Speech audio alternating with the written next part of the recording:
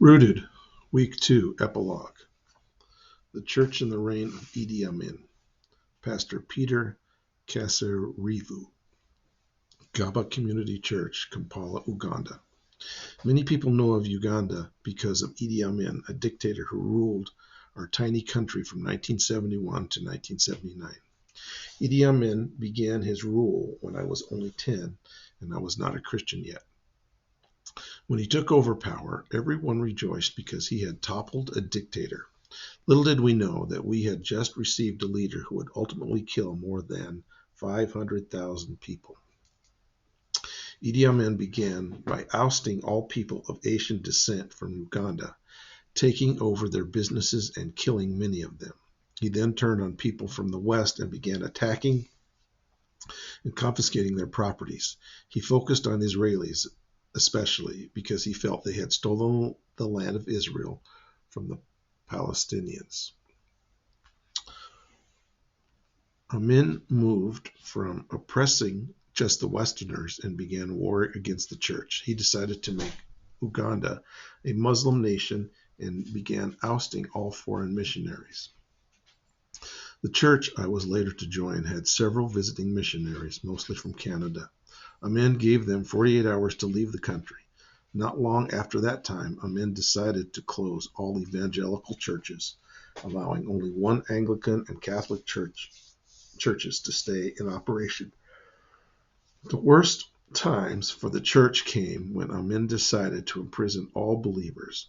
One of our church members tells of the day they were in the church in the middle of a worship service, and truckloads of soldiers were offloaded at their church compound. They surrounded the church and demanded that everyone at the church board the trucks. Many of them boarded after being beaten, but a few of them were able to escape. Those believers on the trucks were imprisoned for their faith. Members of our church tell stories of daily threats, starvation, and many people who died at the hand of Amin's soldiers. The brethren survived on mutual encouragement, prayer, praise, and knowing that suffering for Christ is not a loss, but an opportunity to show their captors that God still cares, even in the most of unbelievable pain and suffering. Amin assigned his vice president to see to it that these Christians were executed.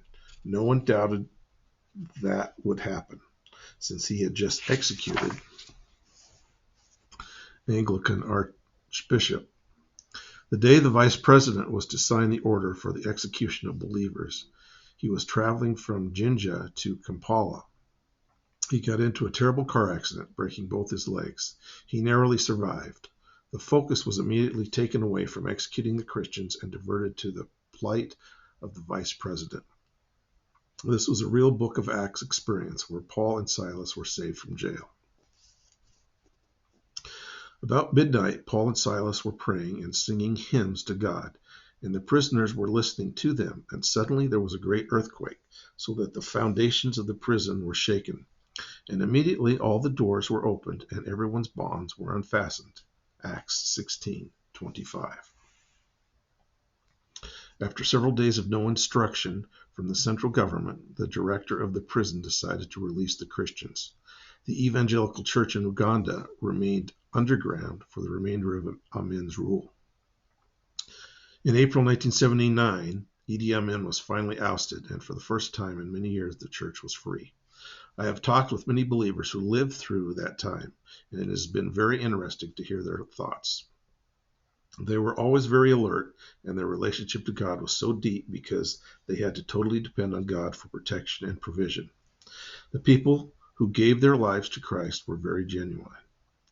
They knew that it was not just a change of religion, but also a matter of life and death.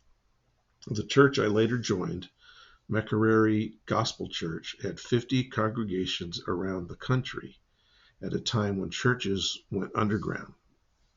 But by the time Amin left and freedom was restored, they had 400 congregations. The church grew even under extreme oppression. 2 lessons I've learned from this season are: